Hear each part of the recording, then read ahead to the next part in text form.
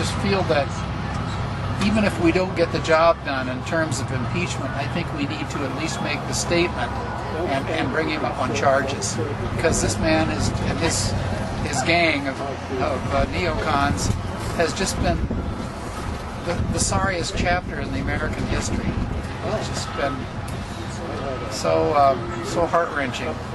So you never were active in politics or protesting anti-war before until about 2001? I was just pretty much wrapped up in earning a living and raising a helping raise a family and things like that, and I just didn't really have time to do politics, or I guess I didn't feel the need, because things were going relatively smoothly, and then the present regime came along, and I thought, oh boy, we're in trouble, and the longer he's in office, the more trouble we're in. I'm here because we need to impeach Bush and Cheney, and we need to bring our troops home, and that's the only way we're going to do it. They're not, they're there for motives that have nothing to do with the things they talk about. They're there to steal oil, and we don't need to have 1,000 people die until somebody else becomes president. I feel like we need a voice, people need a voice, and we can't just leave it up to Congress, because they're obviously not going to do anything for us. And even though a lot of people tell me that this is useless and we can't impeach the president, it's never going to happen, I still feel it's necessary for us to stand up and say how we feel and make our thoughts known. And even if nobody's listening, it does some good for the world to see that the people of America aren't all behind Bush, that some of us are thinking that he should be impeached. Did you ever thought you would grow up to be an activist? No, quite the opposite. I was sort of an anti-activist for many years. I thought, just like people tell me, it doesn't do any good, what's the point? But then after 9/11, I realized that something had to be done, that we just couldn't leave it up to our governments to have all the power, and that we need to take the power back as people and make sure that our voice is heard. So I became an activist after 9/11.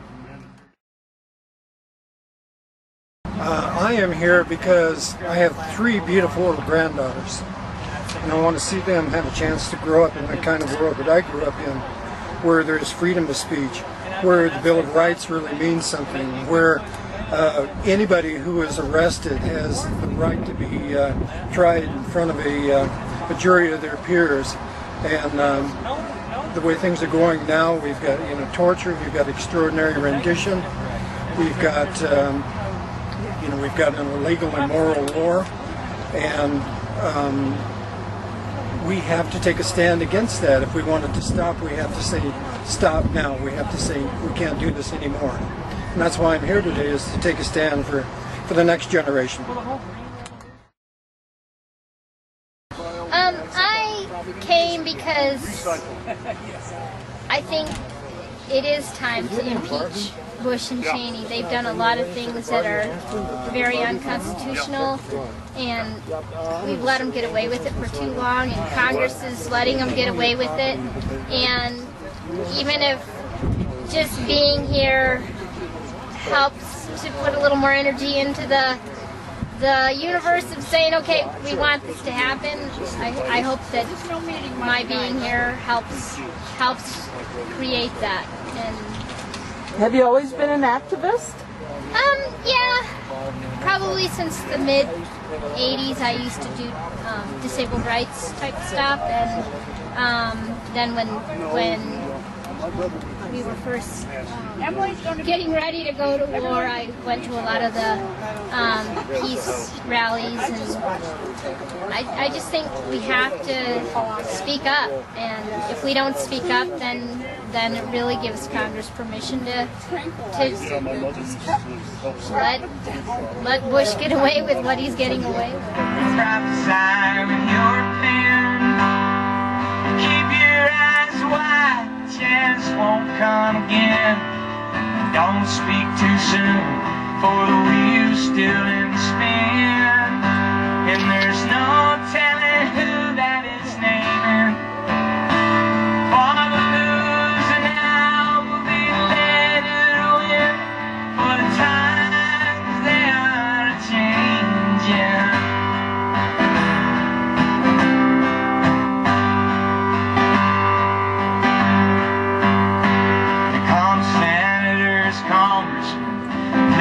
see the call.